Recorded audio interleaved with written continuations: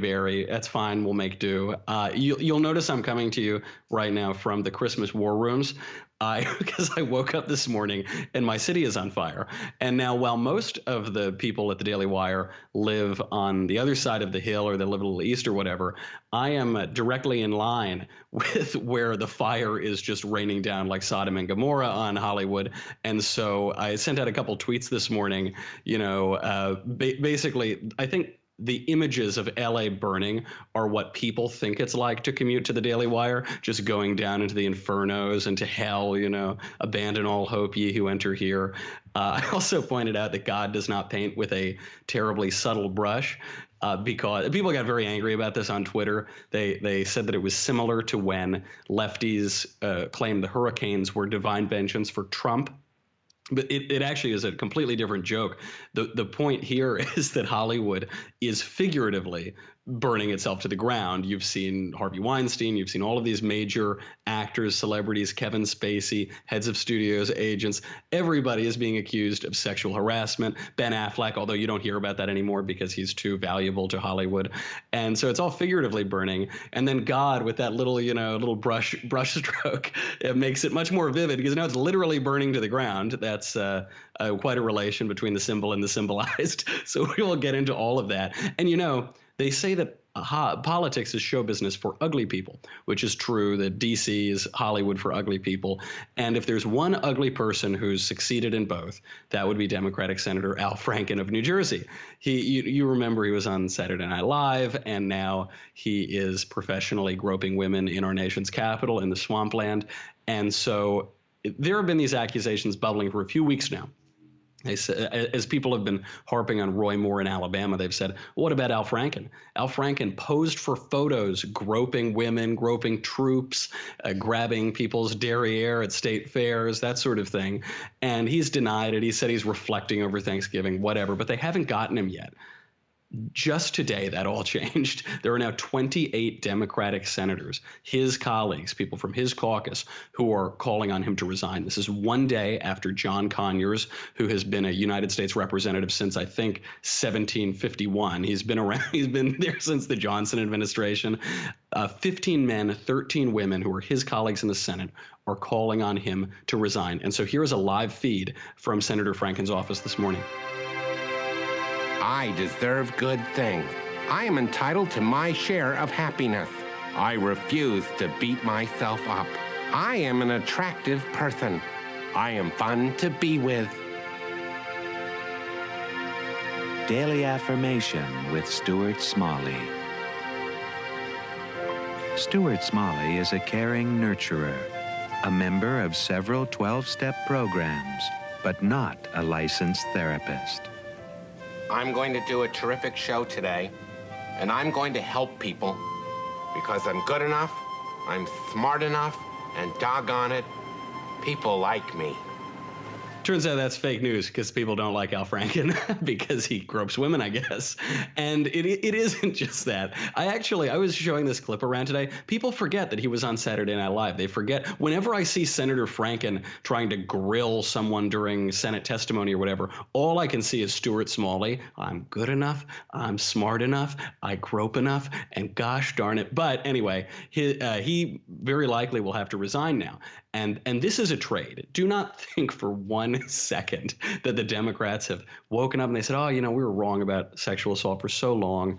And coincidentally, we'll do it at exactly the moment when it isn't politically advantageous for us anymore to support sexual assailants. So there's nothing organic about this. This began because Bill Clinton is no longer useful, because Hillary Clinton will never be president.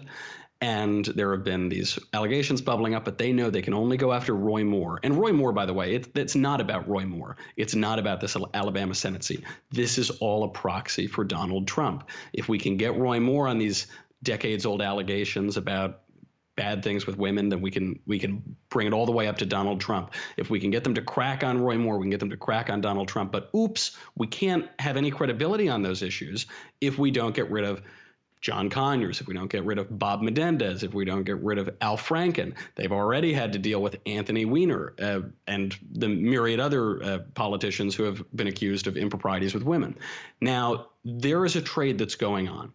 So John Conyers, Nancy Pelosi initially stood up for the guy, said he shouldn't resign, and then eventually she caved and said, okay, get rid of him. Why? Because he's politically useless now. He's about 150 years old. He's in a totally safe Democrat seat. He's endorsed his son to take over the seat. His son, by the way, who we've just learned, has rapped about how his dad is a womanizer and he's a player and all this and that, and how his mother went to prison. So they know it's a safe seat. The kid might actually win it. Who knows? Al Franken is another one. We have a governor of Minnesota who is a Democrat. His name is Mark Dayton. So if Franken resigns, they'll be able to appoint another Democrat senator. Nothing ventured, nothing gained, right? No harm, no foul. It's okay. Their Senate numbers are still doing just fine. Bob Menendez is where the rubber meets the road. And it's how you know that these guys are totally full of it, because they're willing to throw people who are useless to them under the bus. Began with Donna Brazile, who threw Hillary Clinton, the House of Clinton, under the bus. They threw out now Franken, and before that John Conyers. But Bob Menendez can't go. Now, what is Bob Menendez accused of? If you listen to the mainstream media tell it, he's accused of nothing. There are these old, discredited allegations that in the Dominican Republic he had a few dalliances with underage prostitutes, but that's totally discredited. It was run on one of those fake news right-wing websites. Not so. Bob Menendez is on trial for corruption. A lot of slick dealings from Bob Menendez in New Jersey, not terribly surprising. But federal prosecutors made a point of saying on Monday that they are not convinced that the underage prostitute allegations are false. They're not sure. It's not saying he certainly did it, but it totally undercuts the mainstream media narrative that these are discredited, that it isn't true. So we're seeing this all burning down. But until we get Bob Menendez, until they offer one of their own, one of the own Democrats who's accused of these things, where it actually has a political cost to them, I just don't believe it. And you shouldn't believe it either. Now, before we move on, there is so much more apocalypse to talk about. There is so many more signs of the end times, and some of the best news of the day, by the way. But before we do that, we have got to talk about ZipRecruiter.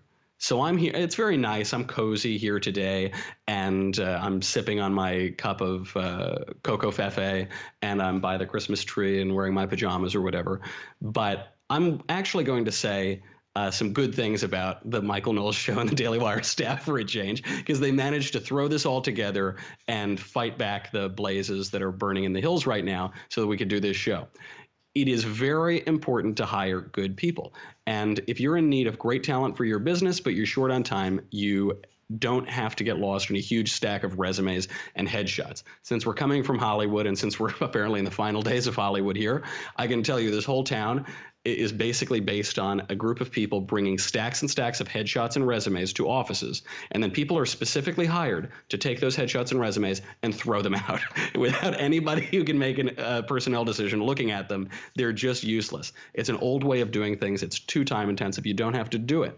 If hiring could be easier, what if it were streamlined? What if there were less time consuming? So even when you're busy, you can still be smart about the way you can hire.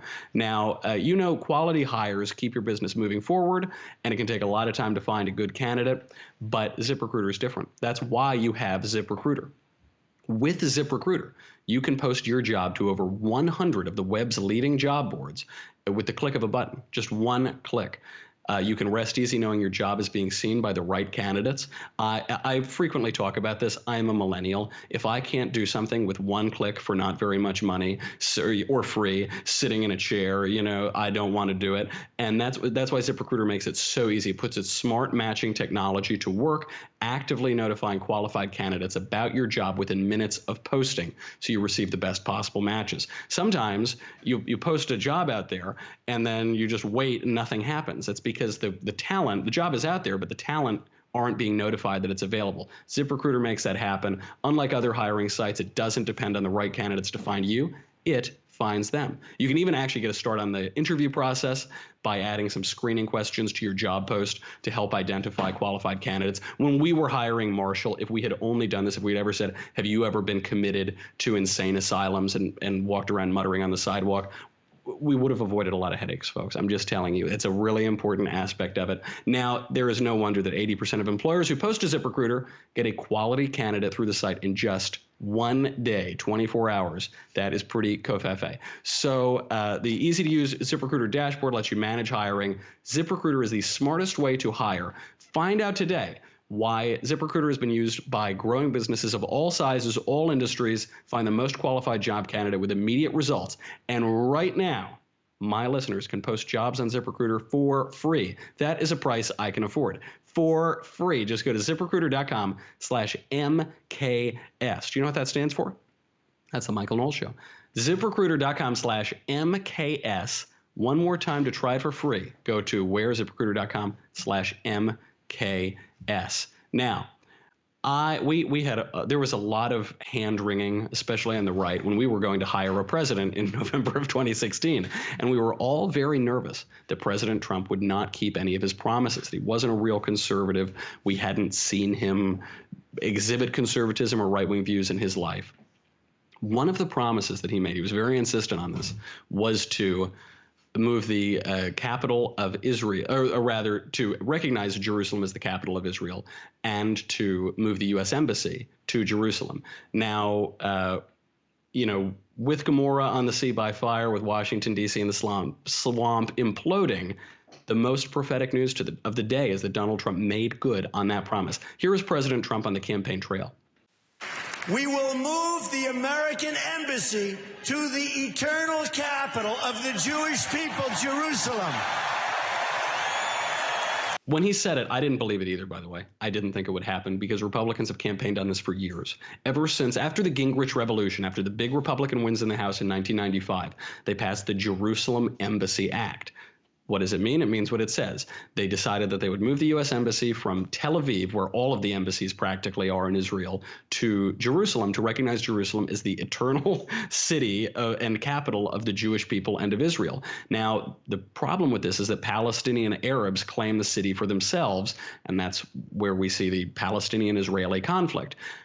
What did President Clinton do when this law was passed? He signed a waiver and said, they couldn't do it. Same with President Bush, same with President Obama. They all cited national security concerns. We can't do it. It'll basically piss off our neighbors too much, and we don't want to have to deal with that. So what does President Trump do? Does he do what 3 of his predecessors did in violation of the law and contravention of the law? Here is President Trump this morning.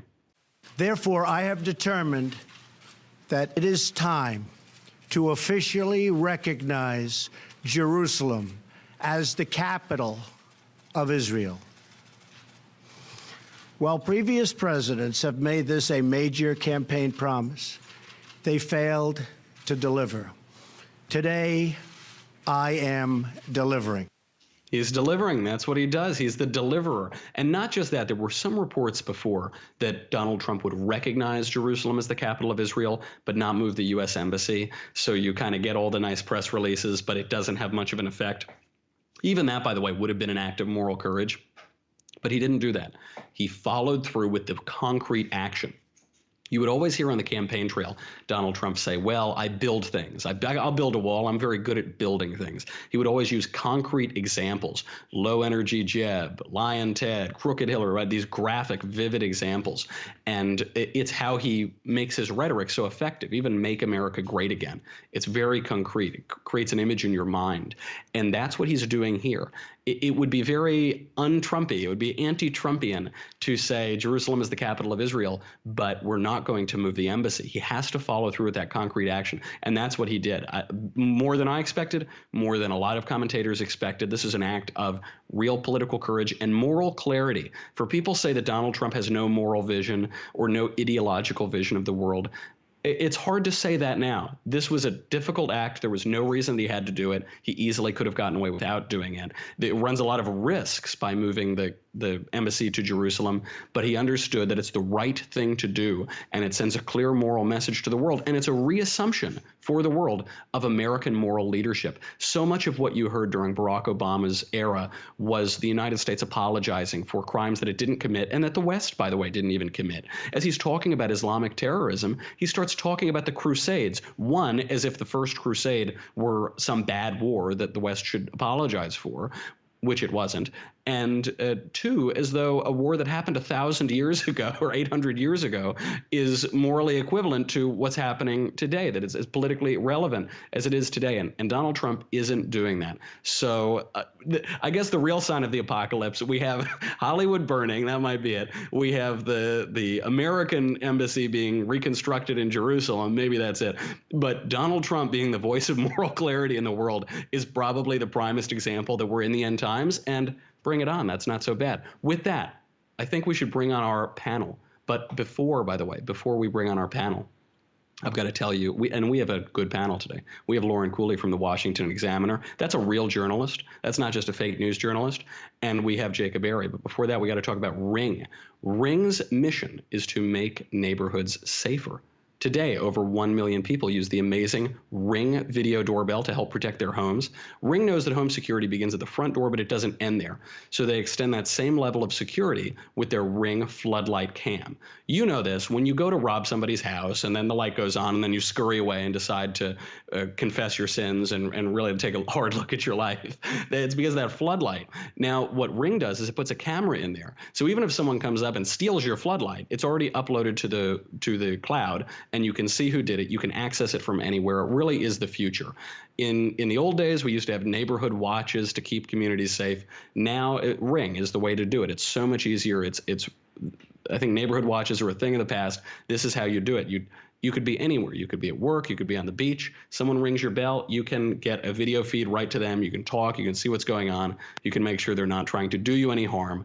And whether you're home or away, the Ring floodlight cam also keeps an eye on your home from everywhere. It offers the ultimate in home security with high visibility floodlights, powerful HD camera, puts security in your own hands. Right now, if you're a Michael Knowles Show listener, you can save up to $150 off a Ring home security kit when you go to ring.com/Knowles, Knowles, just like Beyonce. Ring.com/Knowles. That is ring.com/Knowles. They did this great study in one of the bad neighborhoods of LA, and they gave out a bunch of Ring equipment. It reduced home burglaries by 55% within 6 months or something like that. Unbelievable stuff. Ring.com/Knowles. Okay, let's bring on our panel. Loren Cooley from the Washington Examiner, thank you for being here. And Jacob Airey. Jacob, are you sitting in my office? Are you sitting in my studio? I escaped from the insane asylum and ended up in the basement of the Daily Wire. I don't know how that happened. It's very fitting. There's something very fitting about that. Well, that's okay. I would be upset that you're sitting in my studio, but I am coming from War on Christmas Central right now with a hot cup of Coco Fefe, so that's okay. I can get over it. There is insane news. This is why we couldn't just cancel the show today. This is unbelievable. I was watching this morning, as I should have been commuting to the Daily Wire, watching that incredible press conference from President Trump. Loren, let's begin with you. This has been promised for a long time. There have been a lot of national security risks. Was this the right thing to do for President Trump with regard to all of the national security risks it entails? Yeah, absolutely. So like you said, this is something that not everyone expected, but I'm starting to believe that if we can expect one thing from Donald Trump, it's that he's going to do what he says he's going to do. There's been many different campaign promises that he's followed through on. And that's not your typical politician by any means. Obviously, President Trump is not our typical politician. But the interesting thing here is, like you said, he didn't have to follow through on this in the sense that other presidents haven't followed through on this. And there's a lot of risk involved. But I think sometimes doing the right thing is risky. Otherwise, everyone would be doing the right thing. Mm-hmm. So when it comes to moral clarity, it's exciting to see that we have a president that isn't just going to do what's politically expedient, isn't going to do necessarily the easiest thing, the path of least resistance, but he's actually doing something that takes a lot of guts and we may have some pushback for, but it's the right thing to do. And we've got a guy in office that's willing to do the right thing. Jacob, why did he do this? Is this, by the way, going to be the beginning of the much promised Trump World War III?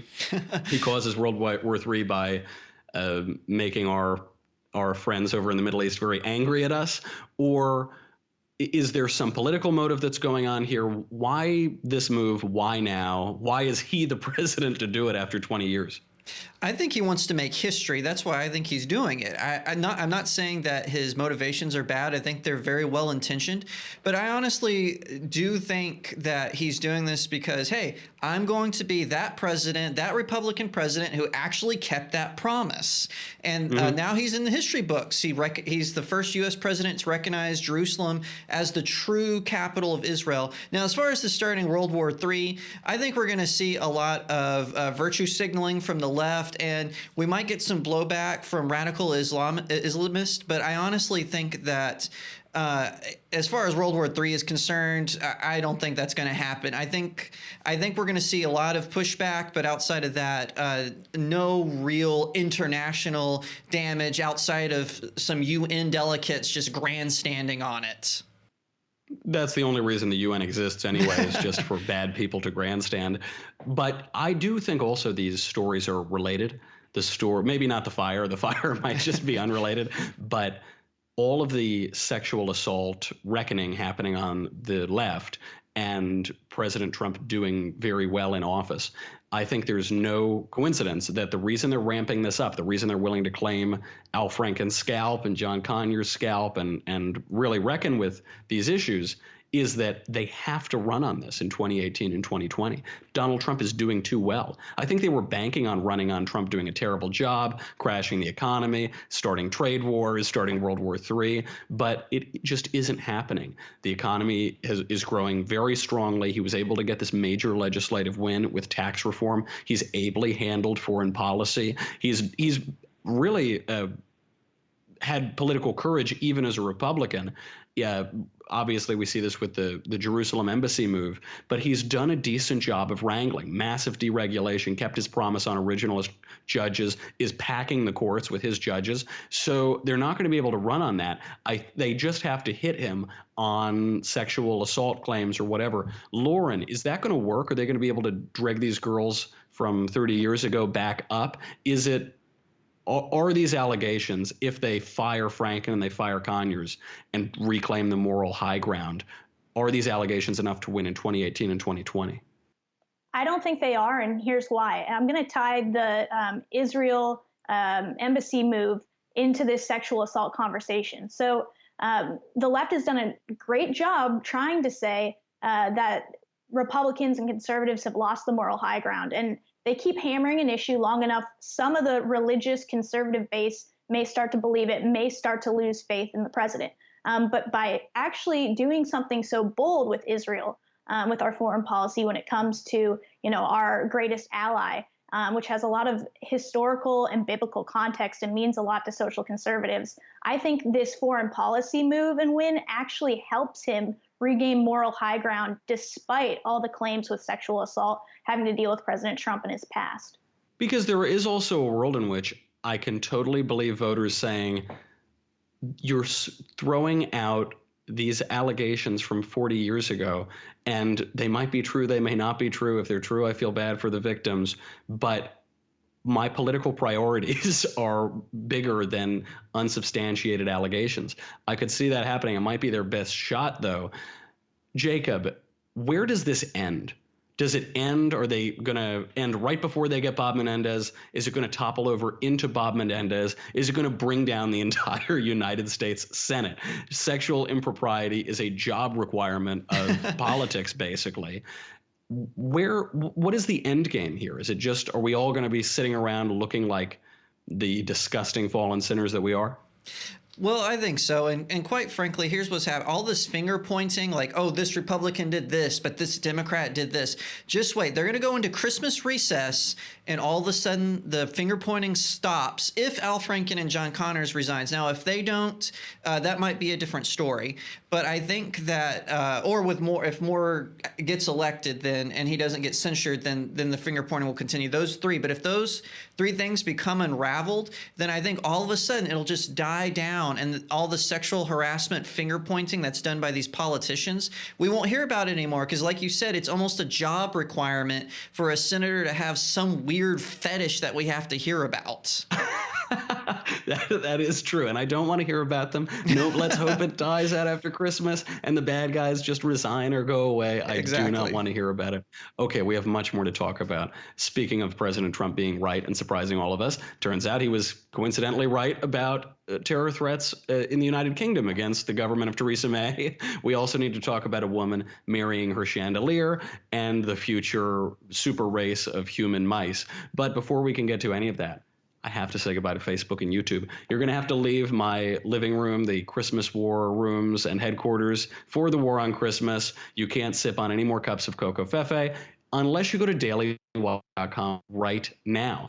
Now, what do you get if you go to dailywire.com? Well, one, you can listen to the conversation with our very own super big boss man, Ben Shapiro. That conversation will be happening on December 12th. December 12th, that's next week at 5 p.m. Eastern, 2 p.m. Pacific. If you subscribe to the Daily Wire right now, you can ask him any question you want. Frequently Ben fires me, and today was a very graphic version of that as the whole place burned up. And I'm going to log in. I'm going to ask him questions. I think you should too. It's a great opportunity. He's just going to sit there and take them basically as they come in. So if you want to be able to talk to Ben and get the answers to change your life, do that. What else do you get? You get me. You get the Andrew Klavan Show. You get the Ben Shapiro Show. Blah, blah, blah. You also get the Leftist Tears Tumblr. I'm feeling very deprived right now. I accidentally left my Leftist Tears Tumblr at the office yesterday. I figured I would be in the studio today. So I've had to drink my hot cocoa fefe out of these very inferior, very subpar devices. They certainly couldn't store a single drop of leftist tears. And by the way, they are going to be flowing. They're going to be flowing from the four corners of the earth now that Donald Trump has moved the Jerusalem embassy or moved the Israeli embassy to Jerusalem. They're going to be pouring out everywhere. It is going to be really dangerous. You're going to be wiped away in a flood. So make sure you get the Leftist Tears Tumbler. You can serve those tears hot or cold, always salty and delicious. Go to dailywire.com right now. We'll be right back.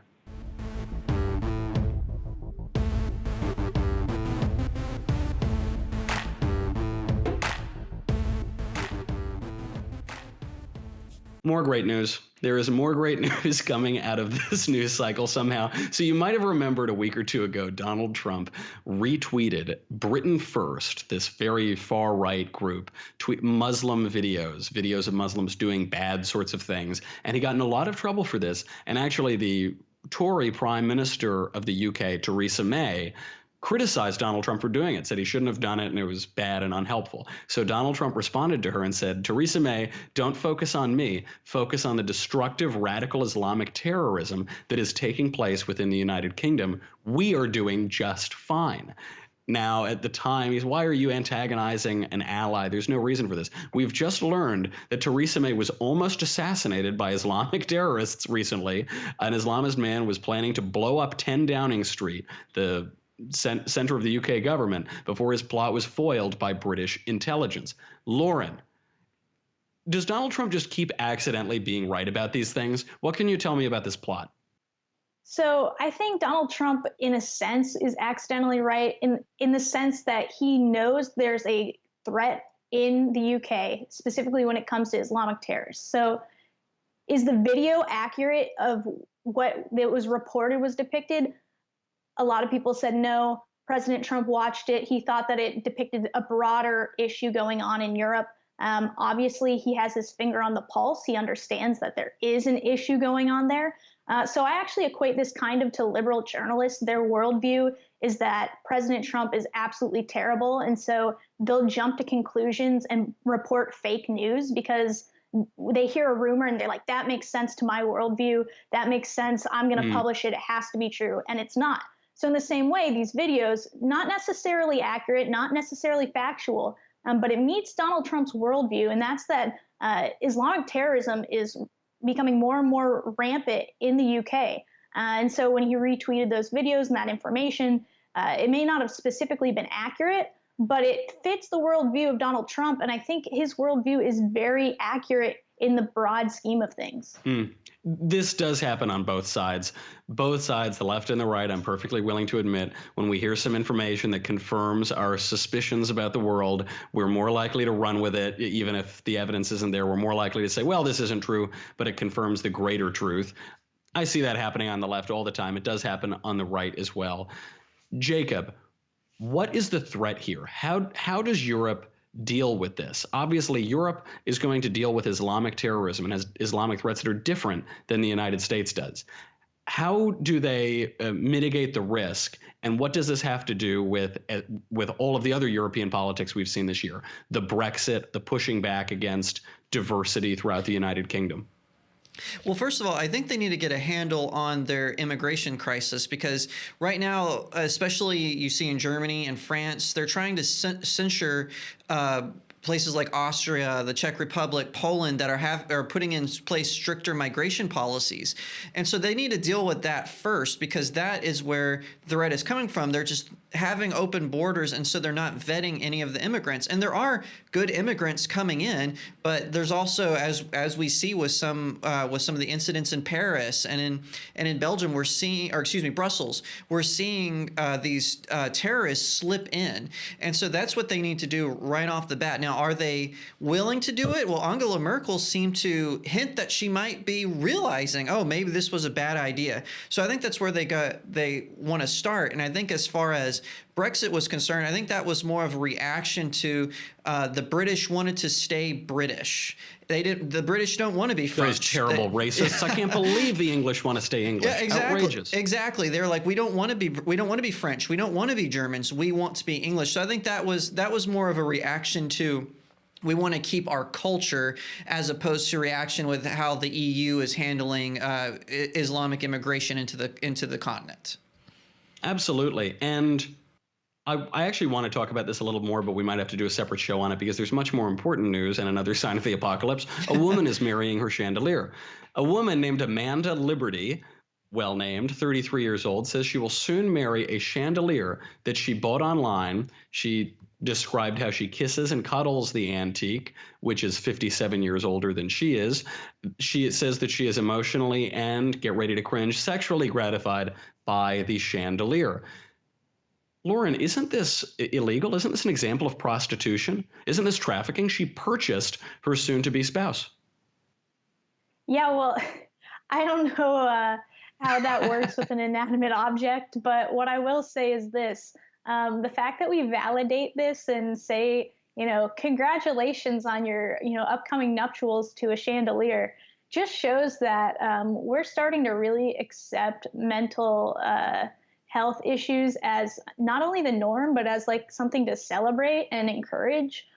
This is not the only example that I've seen in the news recently about women or men becoming, attracted to random objects. There's a woman who wants to marry a Ferris wheel, and another one, I think, who married a bridge. I mean, this is just bizarre. And with the lady in the chandelier, I read that she actually has multiple other chandeliers that she also loves, but she's only going to marry the one. And so I just feel bad for the chandelier she's marrying. I mean, yeah, what a cad. If I was the chandelier, I would want, a monogamous relationship.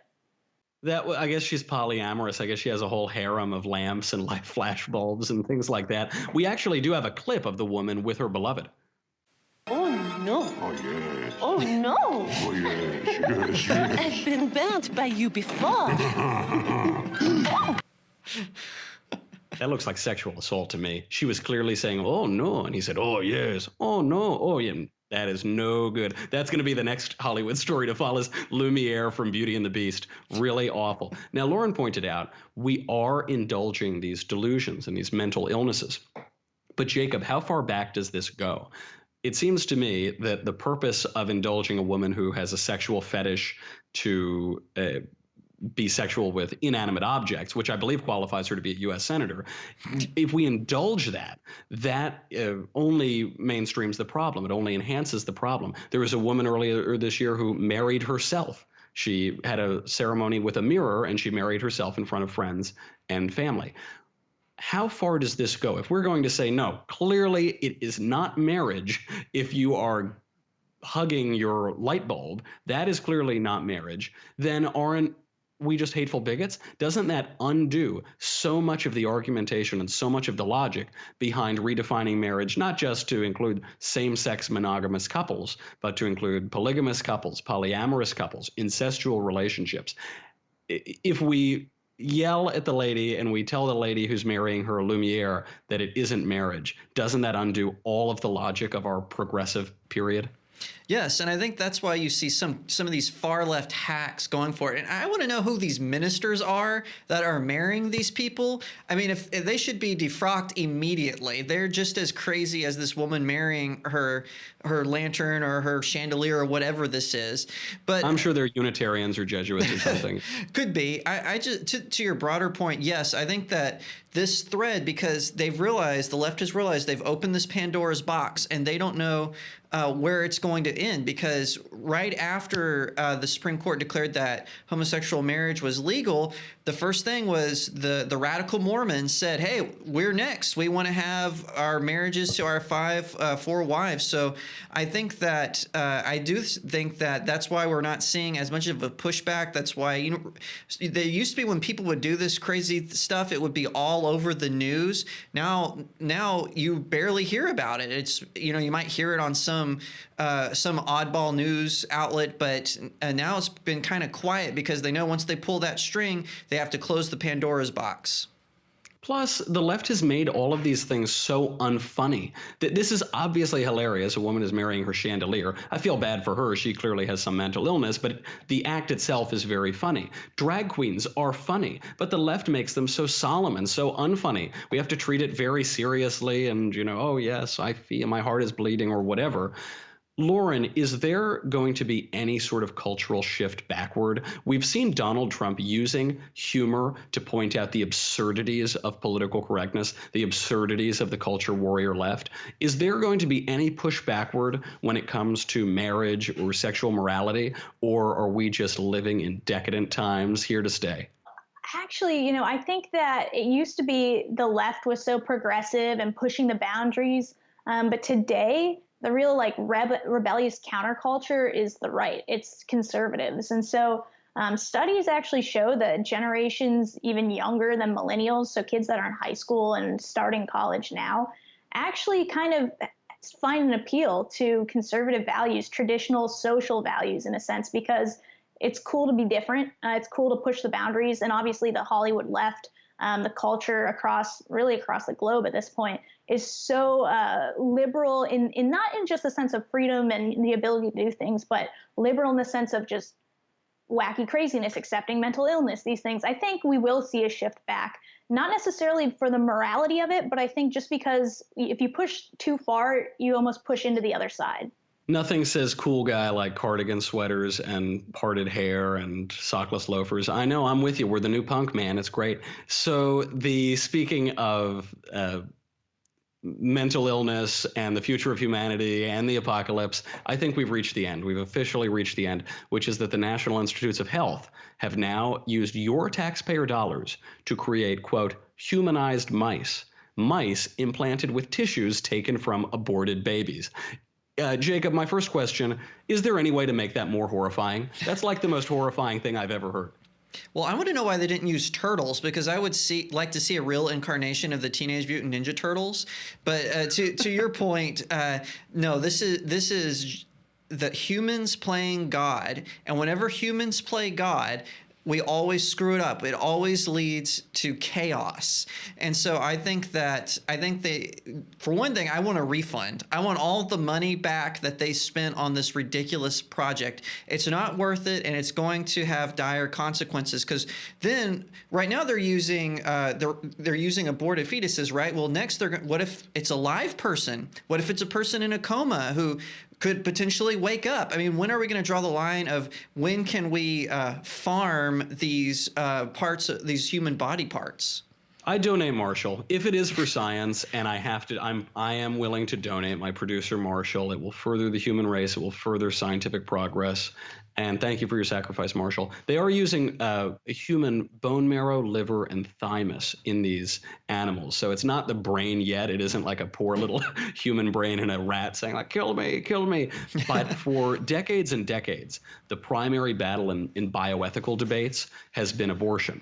And obviously, we've made great strides toward a reasonable, the reasonable side of life. We've made great strides on pro-life for 40 years.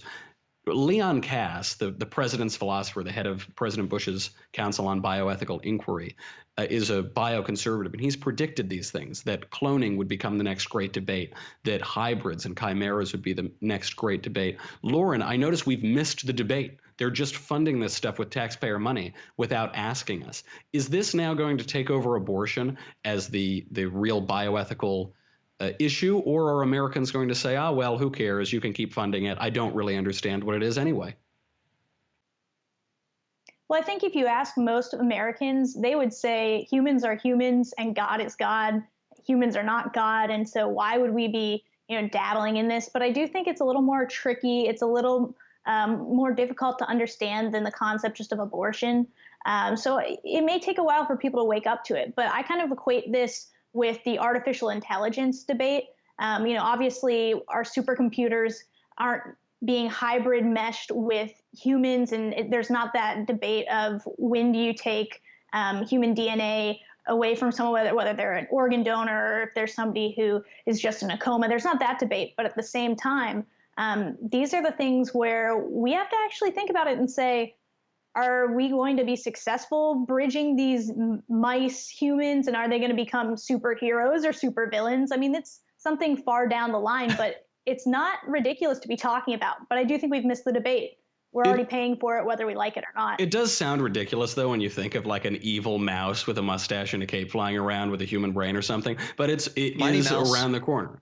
The brave new world has arrived, and it does seem a little bit apocalyptic. All right, panel, thank you for being here. We have Loren Cooley from the Washington Examiner. We have Jacob Airey from my desk, apparently, for some reason. That is our show. We will be talking much more. This is a little preview in the Christmas war rooms here. We will be talking about the war on Christmas. I feel passionately about this subject, and I think some of my fellow conservatives do not appreciate the importance of it. So we will be down in the bunkers discussing that. Get your mailbag questions in. We'll be changing your lives for the better, hopefully, tomorrow. Be sure to do that. In the meantime, I'm Michael Knowles. This is The Michael Knowles Show. Come back tomorrow. We will do it all again.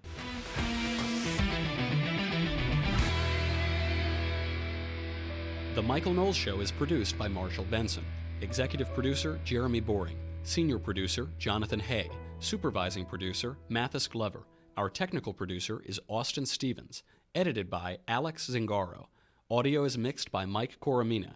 Hair and makeup is by Jesua Olvera. The Michael Knowles Show is a Daily Wire Forward Publishing production.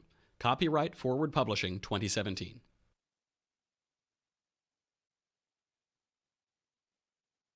If it is for science, and I am willing to donate, my producer Marshall. It will further the human race. It will further scientific progress.